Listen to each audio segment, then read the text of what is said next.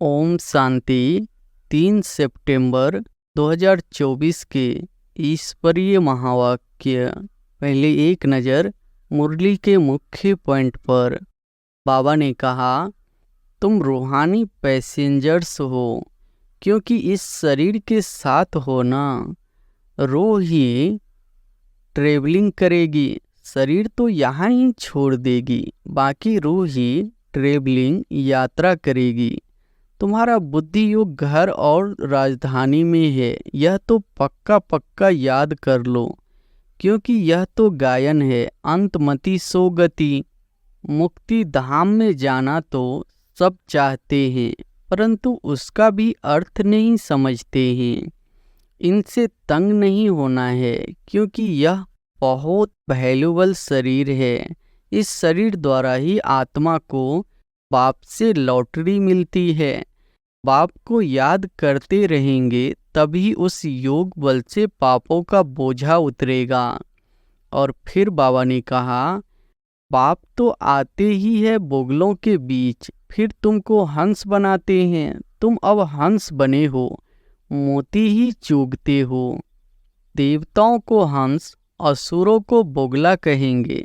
अभी तुम किचरा छुराए मोती चुगाते हो। तुमको ही पद्मा पदम भाग्यशाली कहते हैं। तुम्हारे पैर में छापा लगता है पद्मों का। मनुष्य यह तो समझते हैं ना, स्वर्ग था, परंतु कब था फिर कैसे होगा वह पता नहीं है। तुम बच्चे अभी रोशनी में आए हो, वह सब है अंधियारे में।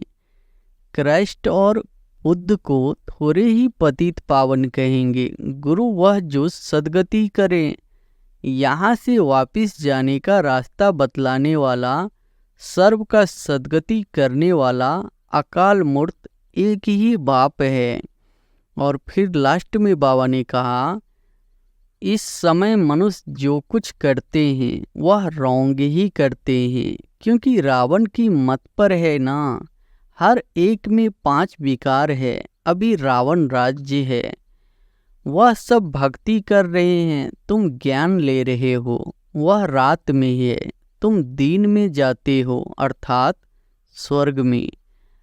अब बाप ने ऑर्डिनेंस निकाला है, काम महाशत्रु है, इन पर जीत पाने से तुम जगत जीत बन जाएंगे। आत्मा और शरीर 2 चीज है। आत्मा में ही मन बुद्धि है, शरीर तो जड़ है। पाठधारी आत्मा बनती है, खूबी वाली चीज आत्मा है। तो अब बाप को याद करना है। कहते हैं फलाना स्वर्ग गया, यह कहना भी वास्तव में रॉन्ग है। निराकारी दुनिया को कोई हेवन नहीं कहा जाता है। और अब सुनते हैं महावाक्यों को विस्तार से। मुरली का सार है, मीठे बच्चे, तुम्हें किसी भी पतित देहधारियों से प्यार नहीं रखना है, क्योंकि तुम पावन दुनिया में जा रहे हो। एक बाप से प्यार करना है। प्रश्न है, तुम बच्चों को किस चीज से तंग नहीं होना है और क्यों? उत्तर है, तुम्हें अपने इस पुराने शरीर से जरा भी तंग नहीं होना है, क्योंकि यह शरीर बहुत बहुत वैल्यूबल है। आत्मा इस शरीर में बैठ बाप को याद करके बहुत बड़ी लॉटरी ले रही है। बाप की याद में रहेंगे तो खुशी की खुराक मिलती रहेगी। ओम शांति। मीठे मीठे रूहानी बच्चे, अब दूर देश के रहने वाले फिर दूर देश के पैसेंजर हो। हम आत्माएं हैं और अभी बहुत दूर देश जाने का पुरुषार्थ कर रहे हैं। यह सिर्फ तुम बच्चे ही जानते हो कि हम आत्माएं दूर देश की रहने वाली है। और दूर देश में रहने वाले बाप को भी बुलाते हैं कि आकर के हमको भी वहाँ दूर देश में ले जाओ। अब दूर देश का रहने वाला बाप तुम बच्चों को वहाँ ले जाते हैं। तुम रूहानी पैसेंजर हो, क्योंकि इस शरीर के साथ होना। रूह ही ट्रेवलिंग करेगी, शरीर तो यहाँ ही छोड़ देगी, बाकी रूह ही ट्रेवलिंग यात्रा करेगी। रूह कहाँ जाएगी? अपनी रूहानी दुनिया में। यह है जिस्मानी दुनिया, वह है रूहानी दुनिया। बच्चों को बाप ने समझाया है, अब घर वापस जाना है, जहाँ से पाठ बजाने यहाँ आए हैं। यह बहुत बड़ा मंडवा अथवा स्टेज है। स्टेज पर एक्ट करके पाठ बजाकर फिर सबको वापस जाना है। नाटक जब पूरा होगा तब तो जाएंगे ना। अभी तुम यहाँ बैठे हो, तुम्हारा बुद्धि योग घर और राजधानी में है। यह तो पक्का पक्का याद कर लो, क्योंकि यह तो गायन है। अंतमति सो गति। अभी यहाँ तुम पढ़ रहे हो, जानते हो भगवान शिव बाबा हमको पढ़ाते हैं। भगवान तो सिवाय इस पुरुषोत्तम संगम युग के कभी पढ़ाएंगे नहीं। सारे 5000 वर्ष में निराकार भगवान बाप एक ही बार आकर पढ़ाते हैं। यह तो तुमको पक्का निश्चय है। पढ़ाई भी कितनी सहज है। अब घर जाना है। उस घर से तो सारी दुनिया का प्यार है। मुक्ति धाम में जाना तो सब चाहते हैं, परंतु उसका भी अर्थ नहीं समझते हैं। मनुष्यों की बुद्धि इस समय कैसी है और तुम्हारी बुद्धि अभी कैसी बनी है? कितना फर्क है। तुम्हारी है स्वच्छ बुद्धि, नंबरवार पुरुषार्थ अनुसार। सारे विश्व के आदि मध्य अंत का नॉलेज तुमको अच्छी तरह है। तुम्हारे दिल में यह है कि हमको अब पुरुषार्थ कर नर से नारायण जरूर बनना है। यहाँ से तो पहले अपने घर में जाएंगे ना, तो खुशी से जाना है। जैसे सतयुग में देवताएं खुशी से एक शरीर छोड़ दूसरा लेते हैं, वैसे इस पुराने शरीर को खुशी से छोड़ना है। इनसे तंग नहीं होना है, क्योंकि यह बहुत वैल्यूबल शरीर है। इस शरीर द्वारा ही आत्मा को बाप से लॉटरी मिलती है। हम जब तक पवित्र नहीं बने हैं तो घर जा नहीं सकेंगे। बाप को याद करते रहेंगे, तभी उस योग बल से पापों का बोझा उतरेगा, नहीं तो बहुत सजा खानी पड़ेगी। पवित्र तो जरूर बनना है। लौकिक संबंध में भी बच्चे कोई गंदा पतित काम करते हैं तो बाप गुस्से में आकर लाठी से भी मार देते हैं, क्योंकि बेकायदे पतित बनते हैं। किसके साथ भी बेकायदे प्यार रखते हैं तो भी माँ बाप को अच्छा नहीं लगता है। यह बेहद का बाप फिर कहते हैं, तुम बच्चों को यहाँ तो रहना नहीं है, अभी तुमको जाना है नई दुनिया में। वहाँ बिकारी पतित कोई होता नहीं, एक ही पतित पावन बाप आकर ऐसा पावन तुमको बनाते हैं। बाप खुद कहते हैं, हमारा जन्म दिव्य और अलौकिक है और कोई भी आत्मा मेरे समान शरीर में प्रवेश नहीं कर सकती। बाल धर्म स्थापक जो आते हैं उनकी आत्मा भी प्रवेश करती है, परंतु वह बात ही अलग है। हम तो आते ही हैं सबको वापस ले जाने के लिए। वह तो ऊपर से उतरते हैं नीचे अपना पाठ बजाने। हम तो सबको ले जाते हैं, फिर बतलाते हैं कि तुम कैसे पहले पहले नई दुनिया में उतरेंगे। उस नई दुनिया सतयुग में बोगला कोई भी होता नहीं।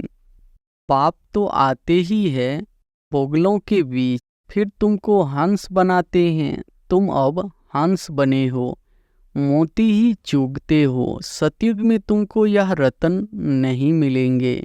यहाँ तुम यह ज्ञान रतन चुग कर हंस बनते हो। बोगले से तुम हंस कैसे बनते हो, यह बात बैठ समझाते हैं। अभी तुमको हंस बनाते हैं। देवताओं को हंस, असुरों को बोगला कहेंगे। अभी तुम कीचड़ा छुराए मोती चुगते हो। तुमको ही पद्मा पदम भाग्यशाली कहते हैं। तुम्हारे पैर में छापा लगता है पद्मों का। शिव बाबा को तो पाँव है नहीं जो पद्म हो सके। वह तो तुमको पद्मा पदम भाग्यशाली बनाते हैं। बाप कहते हैं मैं तुमको विश्व का मालिक बनाने आया हूँ। यह सब बातें अच्छी रीति समझने की है। मनुष्य यह तो समझते हैं ना स्वर्ग था, परंतु कब था फिर कैसे होगा वह पता नहीं है। तुम बच्चे अभी रोशनी में आए हो, वह सब है अंधियारे में। यह लक्ष्मी नारायण विश्व के मालिक कब कैसे बने यह पता नहीं है। 5000 वर्ष की बात है। बाप बैठकर समझाते हैं। जैसे तुम आते हो पाठ बजाने, वैसे मैं भी आता हूँ। तुम निमंत्रण देकर बुलाते हो, हे बाबा हम पतितों को आकर पावन बनाओ। और किसको भी ऐसे कभी नहीं कहेंगे। अपने धर्म स्थापक को भी ऐसे नहीं कहेंगे कि आकर सबको पावन बनाओ।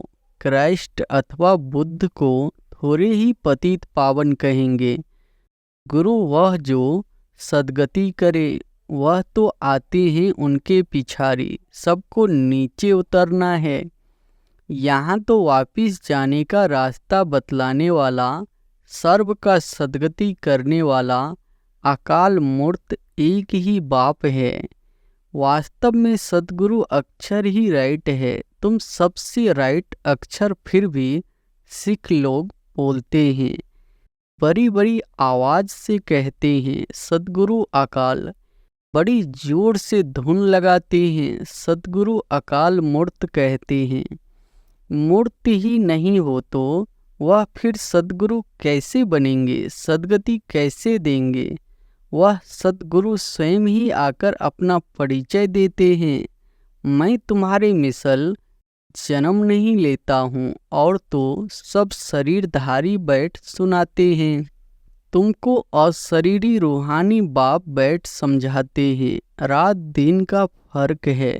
इस समय मनुष्य जो कुछ करते हैं वह रॉन्ग ही करते हैं, क्योंकि रावण की मत पर है ना। हर एक में 5 विकार है। अभी रावण राज्य है। यह बातें डिटेल में बाप बैठ समझाते हैं, नहीं तो सारी दुनिया के चक्र का मालूम कैसे पड़े। यह चक्र कैसे फिरता है मालूम पड़ना चाहिए ना। यह भी तुम नहीं कहते हो कि बाबा समझाओ, आपे ही बाप समझाते रहते हैं। तुमको एक ही प्रश्न पूछने का नहीं रहता। भगवान तो बाप है, बाप का काम है सब कुछ आपे ही सुनाना, आपे ही सब कुछ करना। बच्चों को स्कूल में बाप आपे ही बिठाते हैं, नौकरी पर लगाते हैं, फिर उनको कहते हैं 60 वर्ष बाद यह सब छोड़ भगवान का भजन करना, वेद शास्त्र आदि पढ़ना, पूजा करना। तुम आधा क्लब पुजारी बने, फिर आधा क्लब के लिए पूज्य बनते हो। पवित्र कैसे बनो उसके लिए कितना सहज समझाया जाता है। फिर भक्ति बिल्कुल छूट जाती है। वह सब भक्ति कर रहे हैं, तुम ज्ञान ले रहे हो। वह रात में है, तुम दिन में हो जाते हो, अर्थात स्वर्ग में। गीता में लिखा हुआ है मन मनाभ भव। यह अक्षर 2 मशहूर है। गीता पढ़ने वाले समझ सकते हैं, बहुत सहज लिखा हुआ है। सारी आयु गीता पढ़ते आए हैं, कुछ भी नहीं समझते। अब वही गीता का भगवान बैठ सिखलाते हैं तो पतित से पावन बन जाते हैं। अभी हम भगवान से गीता सुनते हैं, फिर औरों को सुनाते हैं, पावन बनते हैं। बाप के महावाक्य है ना, यह है वही सहज राजयोग। मनुष्य कितने अंधश्रद्धा में डूबे हुए हैं। तुम्हारी तो बात ही नहीं सुनते हैं। ड्रामा अनुसार उन्हों की भी जब तकदीर खुले तभी आ सके। तुम्हारे पास तुम्हारे जैसी तकदीर और कोई धर्म वालों की नहीं होती। बाप ने समझाया है, यह तुम्हारा देवी देवता धर्म बहुत सुख देने वाला है। तुम भी समझते हो, बाप ठीक कहते हैं। शास्त्रों में तो वहाँ भी कंस रावण आदि बैठ दिखाते हैं।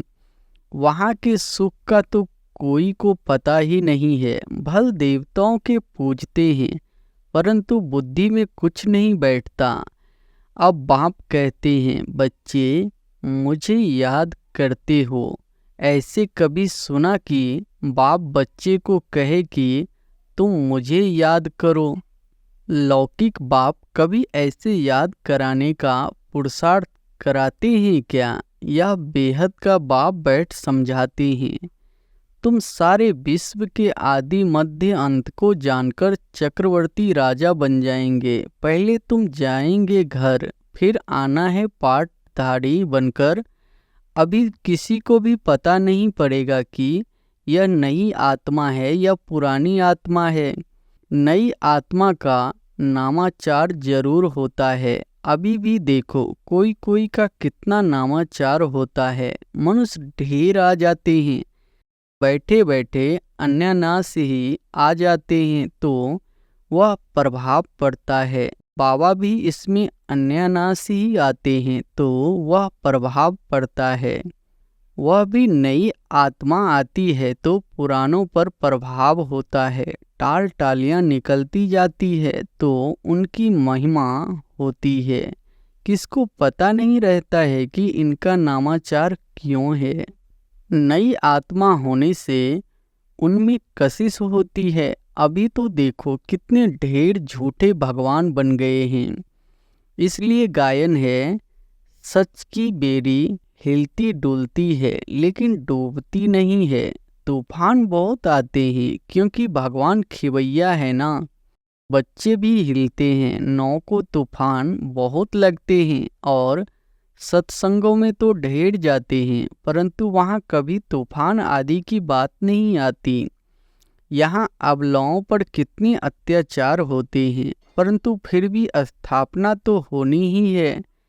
बाप बैठ समझाते हैं, हे आत्माएं, तुम कितना जंगली कांटे बन पड़े हो। दूसरों को कांटा लगाते हो तो तुमको भी कांटा लगता है। रिस्पॉन्ड तो हर एक बात का मिलता है। वहाँ दुख की छीछी बातें कोई होती नहीं, इसलिए उनको कहा ही जाता है स्वर्ग।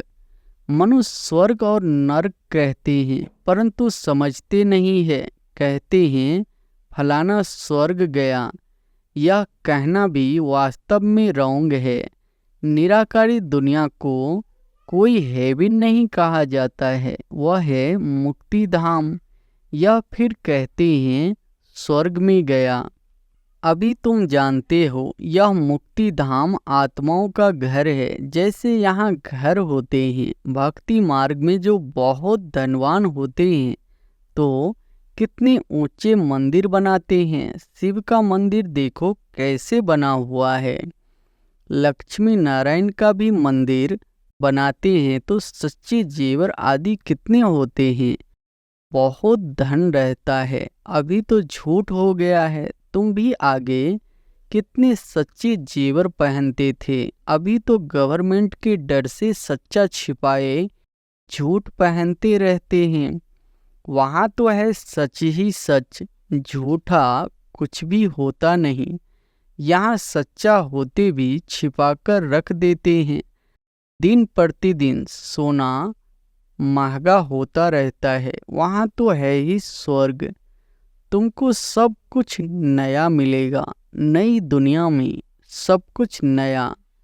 अकीचार अथाह धन था।